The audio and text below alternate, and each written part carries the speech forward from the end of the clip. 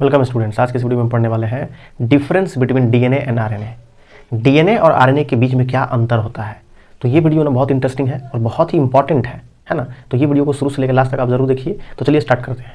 देखो, difference between DNA and RNA, क्या होता है डीएनए और क्या होता है आरएनए, पहले ये समझ लेते हैं थोड़ा सा। इसके बाद हम लोग इसको समझेंगे डिटेल में कि क्या इसका अंतर है, क्या इसका डिफरेंस है। तो मैंने पिछले वीडियो में पढ़ा दिया है ना डीएनए के बारे में पूरा डिटेल में। डीएनए का फुल फॉर्म होता है डीऑक्सीराइबोन्यूक्लिक एसिड। डीएनए जो है जेनेटिक मटेरियल होता है ना, जीन को ट्रांसफर करता है, कैरेक्टर को ट्रांसफर करता है एक जनरेशन से दूसरे जनरेशन में, है ना।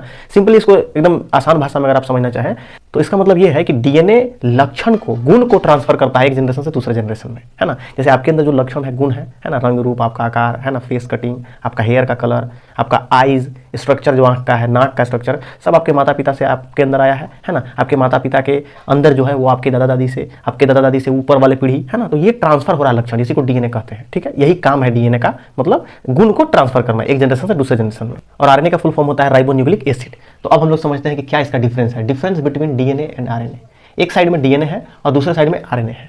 जो एक साइड में डीएनए है उसको समझते हैं। पहला point, it is double standard with exception of some virus. इसका मतलब क्या हुआ, इट इज डबल स्टैंडर्ड। जो डीएनए होता है ना वो डबल स्टैंडर्ड होता है, मतलब कि उसका जो स्ट्रक्चर है डबल स्टैंडर्ड ऐसे, है ना। मैंने पढ़ा दिया पूरा डिटेल में, आप लोग वीडियो देख सकते हो, मेरे चैनल पे अवेलेबल है।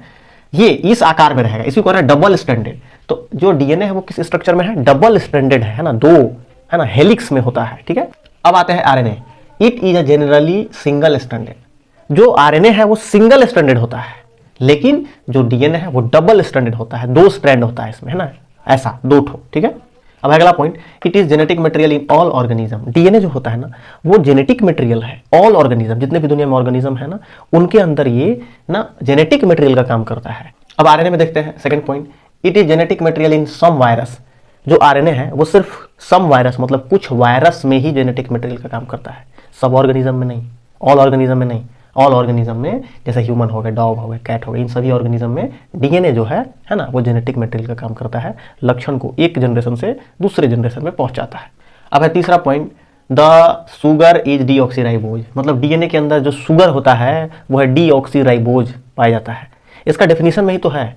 डीएनए का फुल फॉर्म क्या मैंने बोला, डीऑक्सीराइबोन्यूक्लिक एसिड, डीऑक्सीराइबोन्यूक्लिक एसिड। तो स्टार्टिंग में क्या लगा, डीऑक्सीराइबोज।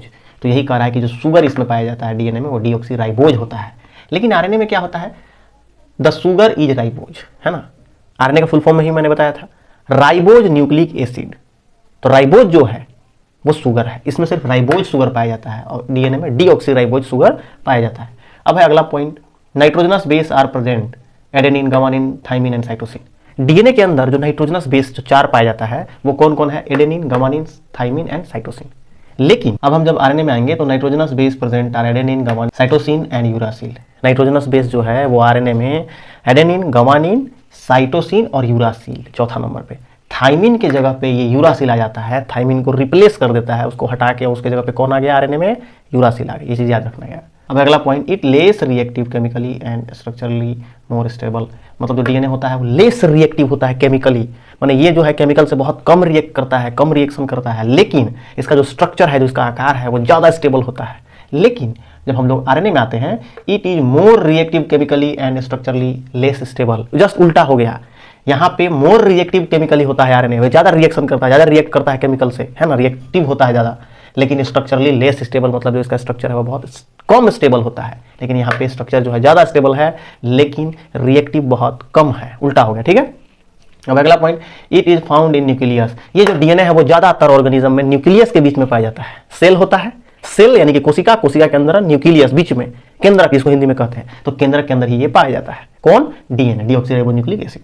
अब आते हैं RNA, it is found in cytoplasm. जो आरएनए है वो साइटोप्लाज्म में पाया जाता है। किसमें पाया जा रहा है भाई, साइटोप्लाज्म में। आरएनए किसके अंदर पाया जाता है, साइटोप्लाज्म में। साइटोप्लाज्म क्या है, ये ना द्रव होता है, द्रव, लिक्विड जैसा मटेरियल, इसको हम लोग कह सकते हैं साधारण भाषा में, सेल के अंदर पाया जाता है लिक्विड जैसा मटेरियल, इसको साइटोप्लाज्म कह रहे हैं। तो जो आरएनए है वो किसमें पाया जाता है, साइटोप्लाज्म में ज्यादातर। अब यहाँ पे एक इंपॉर्टेंट चीज बना दिए हैं, डीएनए नाइट्रोजनस बेस, है ना। डीएनए 3 चीज से मिलकर बनता है, मैंने पिछले वीडियो में पढ़ाया, आपने नहीं देखा उस वीडियो को देख लीजिए, जरूर इंपॉर्टेंट है। डीएनए के बारे में पूरा डिटेल में, डीएनए का स्ट्रक्चर, डीएनए कहाँ से आया, कैसा होता है, सब डिटेल में पढ़ा है। डीएनए 3 चीज से मिलकर बनता है, पहला नाइट्रोजनस बेस, ठीक है, दूसरा पेंटोज शुगर और तीसरा फॉस्फेट ग्रुप। तो यहाँ पे जो नाइट्रोजनस बेस है वो दो प्रकार का है। नाइट्रोजनस बेस का भी दो प्रकार, पहला प्यूरिन्स और दूसरा पाइरिमिडाइंस।